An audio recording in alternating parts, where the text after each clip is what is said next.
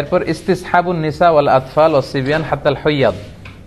বিষ্ণু সাল্লাল্লাহু আলাইহি ওয়াসাল্লাম বলেছেন, ঈদের নামাজে যখন তোমরা যাবে, নারীদেরকে, বাচ্চাদেরকে, ফ্যামিলির সবাইকে নিয়ে যাবে, কাউকে ঘরে রেখে যাবে না। কিন্তু দুর্ভাগ্যজনক হলেও সত্য, আমাদের দেশে এই পরিবেশটা এখনো গড়ে ওঠেনি। জাতীয় ঈদগাহ ময়দান, বাইতুল মোকাররম সহ দুই একটা জায়গায় হয়তো নারীদের ঈদের সালাতের সিকিউরিটির সাথে ব্যবস্থা রাখা হয়, কিন্তু পুরো দেশব্যাপী এটা আমাদের গড়ে ওঠেনি। সচেতনতার অভাবে আমাদের স্কলাররা মনে করেন যে ফিতনা হবে। ঈদের 2-3 দিন আগে শপিং মলগুলোতে হাঁটা যায় না নারীদের কারণে। তারপর রাস্তাঘাটে, তার পয়লা বৈশাখে আমাদের বোনরা ঠিকই সেলিব্রেট করে, বাট ঈদের ক্ষেত্রে কিন্তু ওনাদের বঞ্চিত করা হয়, বলা যে মসজিদে যাওয়া যাবে না, ফিতনা হবে। তো এটার ব্যাপারে সচেতনতা দরকার এবং তাদেরকে একটা সুন্দর সিকিউর প্লেস করে দেওয়া দরকার, যাতে করে তারা যেতে পারে। বিশ্বনবী এটাকে এত গুরুত্বপূর্ণ বলেছেন, বিশ্বনবী বলেছেন হাত্তাল হুইয়াদ, মেনস্ট্রুয়েশনাল পিরিয়ড চলছে যে নারীদের, মাসিক, তারাও যাবে। কারণ তারা এটা থেকে বঞ্চিত হবে কেন? কারণ এত বড় গ্যাদারিং বছরে হয় 2টা, তখন খতিব সাহেব মুসলমানদের বিভিন্ন ক্রাইসিস, সমস্যা, সম্ভাবনা নিয়ে কথা বলবে, মোটিভেশনাল কথা বলবে, আমাদের মুসলমানদের কি সমস্যা যাচ্ছে, কি ক্রাইসিস আমরা পার করছি, হ্যাঁ, এই বিষয়গুলো নিয়ে বাৎসরিক একটা মোটিভেশনাল কথা ইমাম বলবেন। তো এটা থেকে যদি আমাদের বোনেরা বঞ্চিত হয়, তাহলে উম্মাটিক ডেভেলপমেন্টটা আমরা করবো কিভাবে? তো সবাইকে একসাথে করতে হবে, সবাই। এজন্যই বিশ্বনবী বলেছেন যে পিরিয়ড যাদের চলবে ওই নারীরাও আসতে হবে। এক মহিলা সাহাবী বললেন, ইয়া রাসূলুল্লাহ, আমাদের অনেকের হেজাব নেই, জেলবাব নেই, আমরা কিভাবে যাব? আল্লাহ রাসূল বললেন, তোমাদের যেই বোনের 2-3টা জেলবাব আছে তাদের কাছ থেকে বড় করে নিয়ে যাবা, যাদের 3টা আছে অন্যদেরকে ধার দিবা, নামাজের পরে আবার তোমাকে দিবে, তারপরেও আসবে। পিরিয়ড যাদের চলে তারা এসে ইয়াতাজিলনাল মুসাল্লা, যেহেতু পিরিয়ড চলছে ঈদগাহে ঢুকবে না, মসজিদে না ঢুকে মসজিদের বাইরে ওয়েটিং এরিয়াতে ওয়েট করবে, ঈদের আনন্দ তারা শেয়ার করবে। ওয়াশতারিক না দাওয়াত আল মুসলিমিন, ইমাম সাহেবের দোয়া, মুসলমানদের দোয়াতে শরীক হবে। লেটস সে কালকে ইনশাআল্লাহ সকাল 7টার দিকে দেখা যাবে যে 8-10 হাজার লোক এখানে জড়ো হবে। তো শুধু যদি আমরা আসতাম, আমাদের বোনরা বা ভাবিরা যদি না আসে, তাহলে ঈদটা কেমন যেন মনে হচ্ছে যে পরিপূর্ণ হচ্ছে না। কিন্তু মেয়েরা মেয়েদের এরিয়াতে, ছেলেরা ছেলেদের এরিয়াতে যখন ঈদের শুভেচ্ছা বিনিময় করবে, মানে মনে হয় যে ভালোবাসা, সবাই মিলেমিশে একাকার। এটাই ঈদের মূল স্পিরিট বা সৌন্দর্য। তো এই জন্য এটার জন্য সচেতনতা বৃদ্ধি দরকার। বাংলাদেশে আপনারা এগুলো নিয়ে খুব বিনয়ের সাথে কৌশলী হয়ে কথা বলবেন, যাতে এরকম একটা পরিবেশ তৈরি হয়। ঈদ মানে বন্ধুদের সাথে বেড়াতে যাওয়া, আত্মীয়দের সাথে যোগাযোগ করা, এই বিষয়গুলো একেবারে জড়িত। আসলে ঈদ শব্দটির 2টি অর্থ হয়ে থাকে। ঈদ শব্দের অর্থ যেমনি আনন্দ, আবার ঈদ মানে যেটা বারবার ফিরে আসে। আদা ইউঈদু, আদা ইয়াউদু মানে যেটা বারবার আসে, বারবার ফিরে আসে। তো ঈদ হচ্ছে এমন একটি আনন্দ উৎসব যেটা বছরান্তে 2বার ফিরে আসে, প্রতি বছর। এবং বিশেষ করে ঈদুল ফিতরের বিষয়টা কিন্তু খুব বেশি আনন্দ ঘন, কারণ এটার জন্য আমরা 1 দিন, 2 দিন, 3 দিন করতে করতে প্রায় 29 বা 30টি দিন পর্যন্ত অপেক্ষা করি। এজন্য বিষ্ণু সাল্লাল্লাহু আলাইহি ওয়াসাল্লাম বলেছেন যে লিসাইমি ফারহাতান, ফারহাতুন ইনদা ফিত্রি ওয়া ফারহাতুন ইনদা লিকাই রাব্বি। যারা সিয়াম পালন করে তাদের জন্য 2টি আনন্দের বিষয়। এক হচ্ছে তারা যখন 29 দিন বা 30 দিন রোজা রেখে তারপরে শাওয়ালের 1 তারিখে যখন তারা খাবার গ্রহণের মধ্য দিয়ে ঈদ পালন করে, এটা একটা আনন্দ। আর দ্বিতীয় আনন্দ in the day of judgement, আখিরাতে সে আনন্দের জন্য আমরা অপেক্ষা করছি, সেটা হচ্ছে ইনদা লিকাই রাব্বি, মিটিং উইথ আওয়ার লর্ড, আমাদের প্রভুর সাথে সাক্ষাৎ, আল্লাহর সাথে সাক্ষাৎ। তো এই 2টা আনন্দ। তো এই পর্যায়ে আমি আপনাদের সাথে শেয়ার করতে চাই যে ঈদের দিনের সুন্নাহগুলো কি। ঈদুল ফিতরের সর্বপ্রথম যে কথা সেটি হচ্ছে আত-তাকবীর, তাকবীর দেওয়া। বিষ্ণু বলেছেন ওয়াজাইয়িনু আয়াদাকুম বিত-তাকবীর, তোমরা তাকবীর দিয়ে ঈদের সৌন্দর্যকে বাড়াও।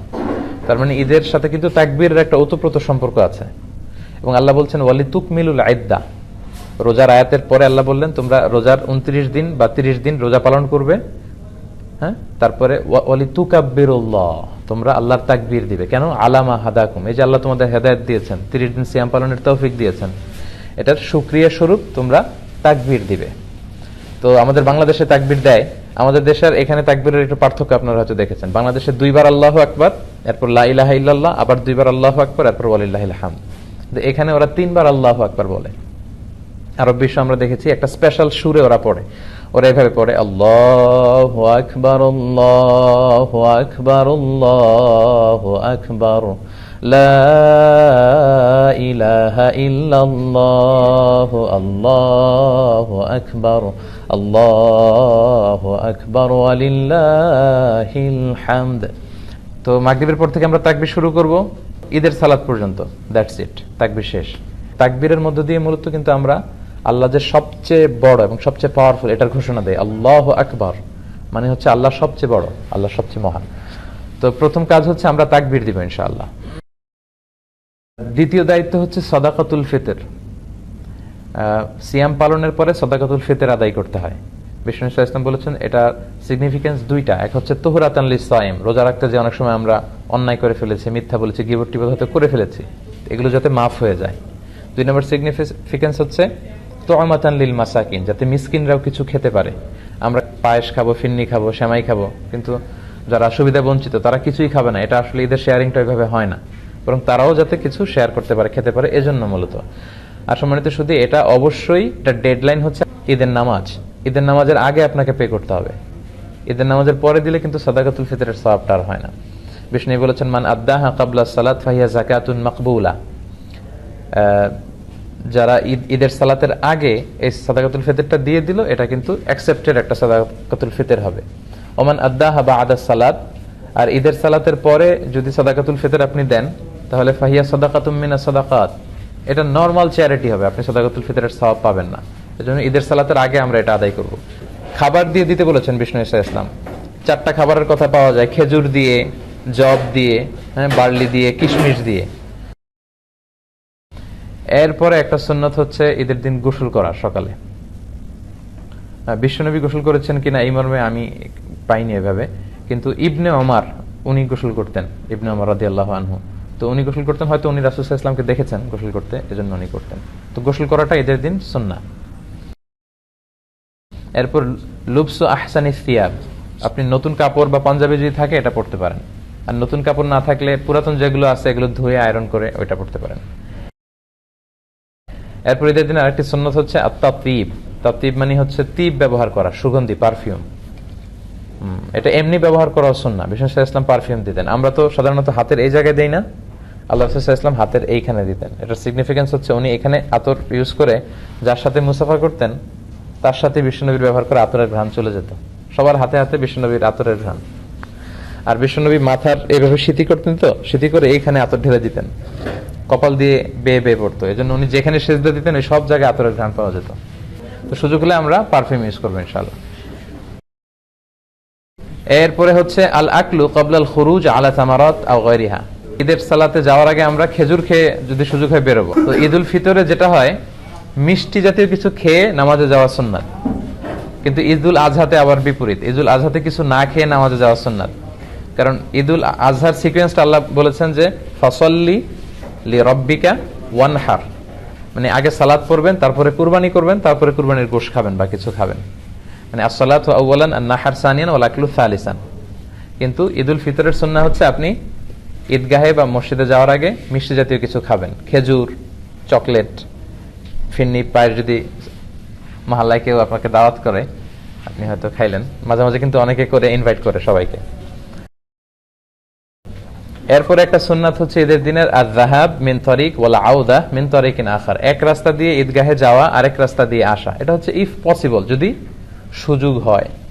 এটার সিগনিফিকেন্স হচ্ছে হয়তো আপনি এই গলি দিয়ে গেলেন, এই গলি দিয়ে যারা বেরোচ্ছে সবার সাথে দেখা হলো, আবার আরেক গলি দিয়ে আরেক রাস্তা দিয়ে আসলেন, ওইখানকার আত্মীয় স্বজন ফ্রেন্ডসদের সাথে দেখা হলো, মানে অনেক মানুষের সাথে শুভেচ্ছা বিনিময়ের সুযোগটা হলো।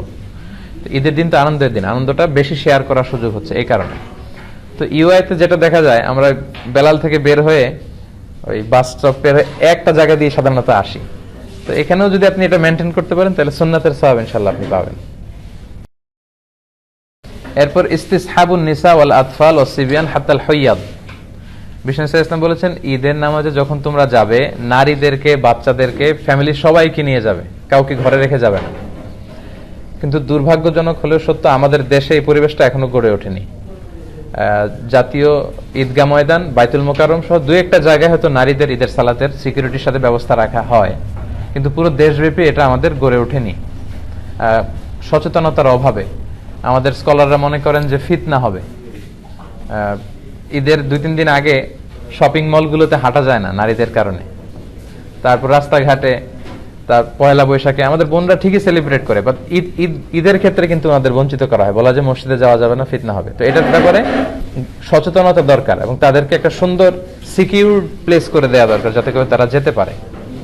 বিশ্বনবী এটাকে এত গুরুত্বপূর্ণ বলেছেন, বিশ্বনবী বলেছেন হাত্তাল হইয়াব, মেনস্ট্রুয়েশনাল পিরিয়ড চলছে যে নারীদের মাসিক, তারাও যাবে। কারণ তারা এটা থেকে বঞ্চিত হবে কেন?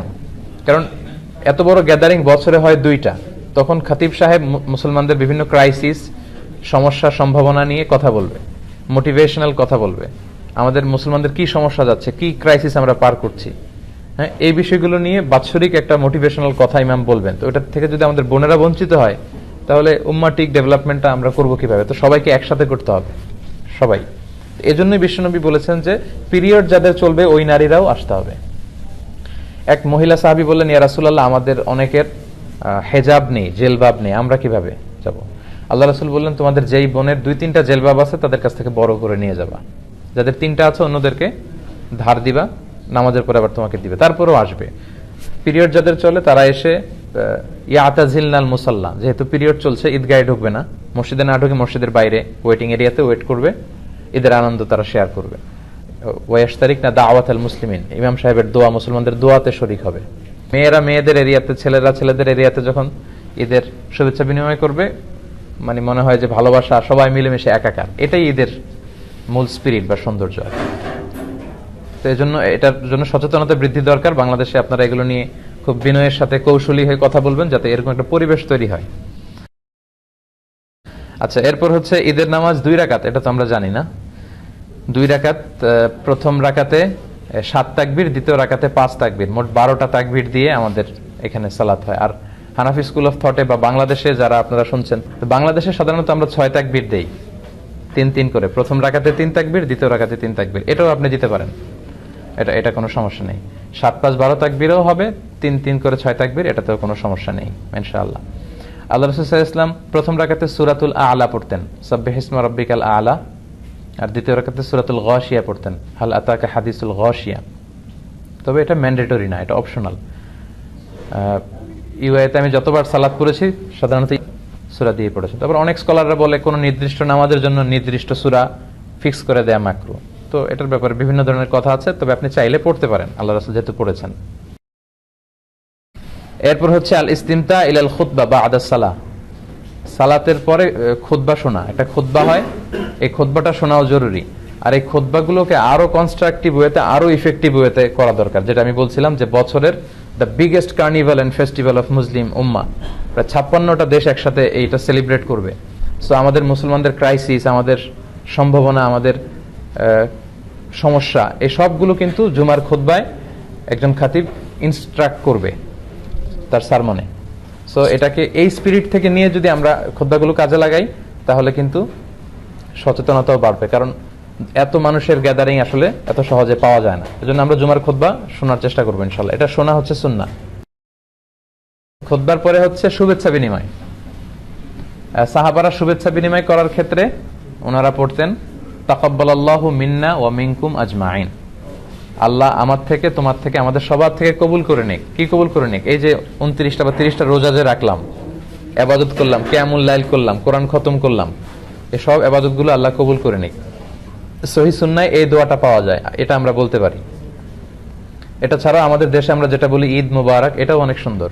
আরব বিশ্বে বলে ঈদ সাঈদ, হ্যাঁ, তোমার দিনটা, ঈদটা শুভ হোক, আনন্দময় হোক, এদের মতো অনাবিল সুখ শান্তিতে সারা বছরটা তোমার কাটুক। এগুলো যে আমরা বলি কুল্লা আম ওয়া আনতুম বিখাইর, এটাও বলা যাবে।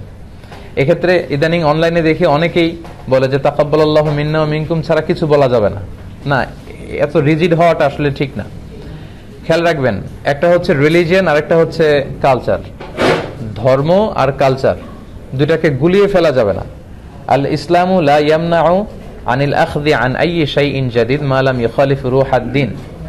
কোন দেশের তাদের ব্যক্তিগত কালচারে যদি কোনো ভালো জিনিস থাকে, ইসলাম সেটাকে উঠিয়ে দেয় না, ওটাকে এপ্রিসিয়েট করে।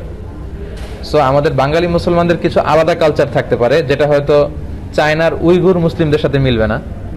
চায়নার মুসলিমদের সাথে হয়তো মালয় মুসলিমদের অনেক ব্যক্তিগত কালচার থাকতে পারে, দেশীয়, এটা হয়তো মিলবে না।